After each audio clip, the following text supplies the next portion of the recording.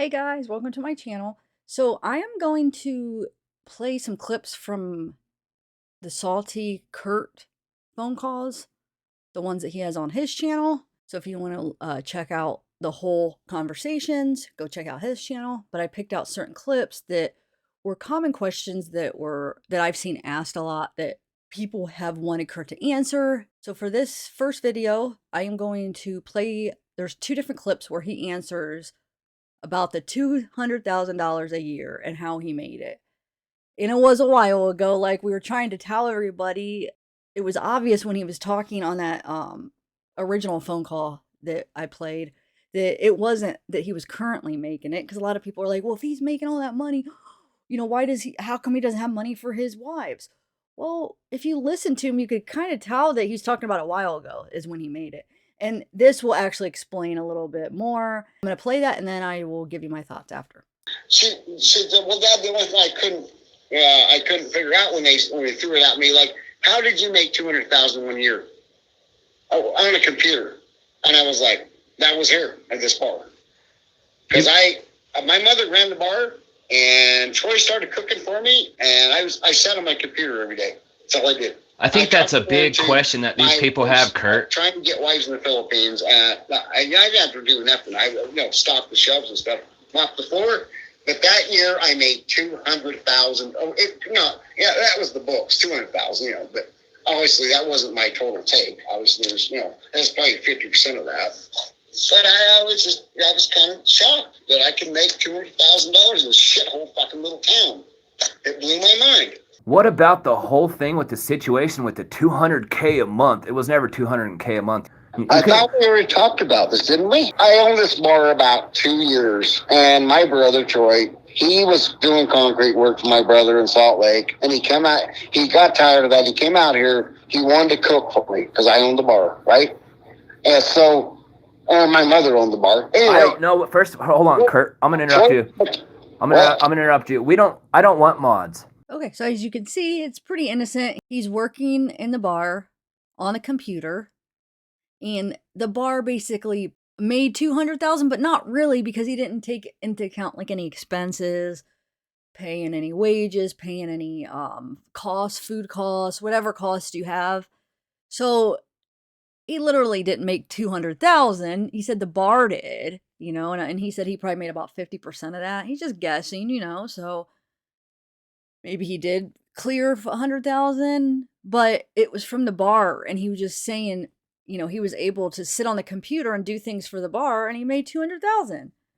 I mean, like I said, minus all the costs and stuff. So, but yeah, he said that was a while ago anyway. So I just wanted to make sure everybody heard that. He does get interrupted as he's answering, so we didn't get to kind of finish his thoughts on it, but I think we got the answer. I mean, he answered it pretty fully, even though he did get cut off a little bit, but that happens. Like when you're live, sometimes you're in the chat and you're seeing all these questions, and sometimes you're not even realizing you're cutting people off.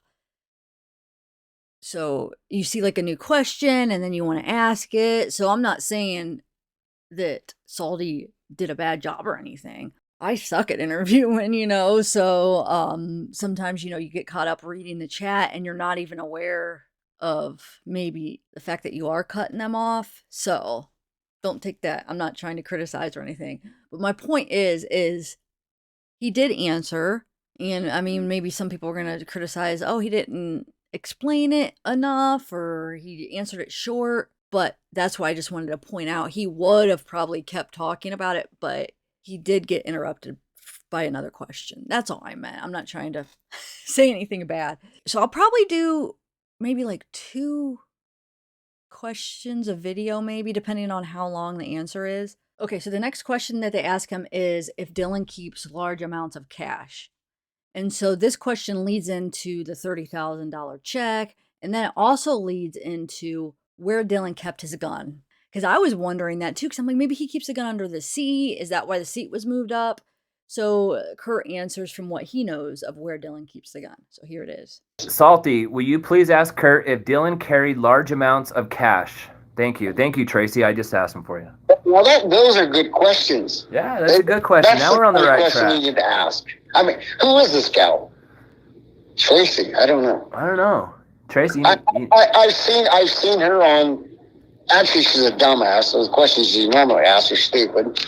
I've seen her on a lot of comments on different, like Doug's channel. Kurt can be really comical. I don't know when she's fun or whatever. But anyway, that's a good question, Tracy. I appreciate you asking that. No, Dylan never had cash on him. He had a fistful of credit cards in his wallet. I think, yeah. Dylan never carried around cash. The only big time check that Dylan had was that contract job that he did with that individual out there. I don't even know his name anymore. And then he got that check. That check went straight to his grandparents. Yeah, he took her straight to his grandmother. To Karen, because I asked Karen about it, because I was kind of concerned about it. Because I forgot that he said he had to go to Idaho and get seed. And that's what he hung out. That would have been like Tuesday. He hung out for 2 or 3 hours hanging around here. And I said, what's your problem? What the hell are you hanging out for? He said, well, I wait for Dan to come because I have to have that check. He owes me, some money over there, and I have to have that check before I go to Idaho and get my seed for my place. And I'm like, oh, okay. And me and him went out because Dan called him and said, meet me at the farm. And we went out there. And we looked at the crop, and Dan said, man, dude, this looks good. And Dylan's like, yeah, well, where's my check? And Dan handed that check off to him in an envelope through the door. And I didn't know what it was. I never paid that much attention. I seen him grab an envelope, and he stuck it right in the door panel of his truck, right next to his gun. That's where he kept his .40 caliber gun, right in the door panel, right? There's a little pocket in his fucking driver door. He put that envelope right in there. I didn't pay no attention to it. Because later I asked Dan, I said, after this all happened, I said, Dan, did you pass that check off in here? And he goes, hell no, dude. I gave it to him out at my farm out there. You've seen it. Seen what? He goes, I handed him an envelope. And so that was when I didn't know. I didn't know it was an envelope. I never asked him what that was or nothing. I had no clue. I didn't. I said, oh, no, I did not do it in the bar. I did it right out there. And the check was already signed. It was in an envelope. It was ready to go. Dylan never even opened to look at it. Okay, everybody, thanks for watching. Let me know what you think in the comments. Have a good day. Oh, you gotta see yourself in the face of your brother. See your sister as you. Let's call it us and lay our lives down for one another and leave our pride for the truth. We gotta be the change.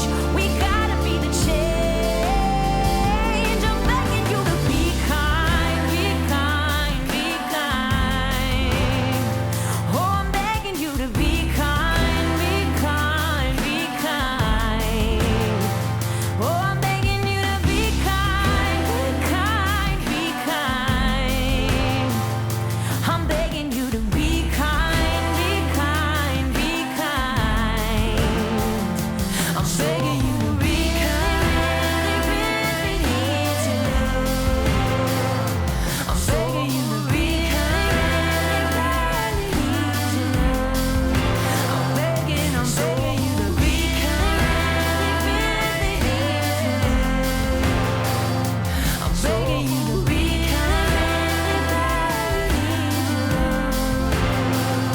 I'm begging you to be kind.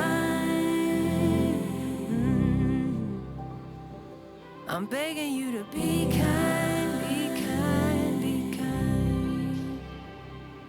I'm begging you to be kind. I'm begging you to be kind, be kind, be kind.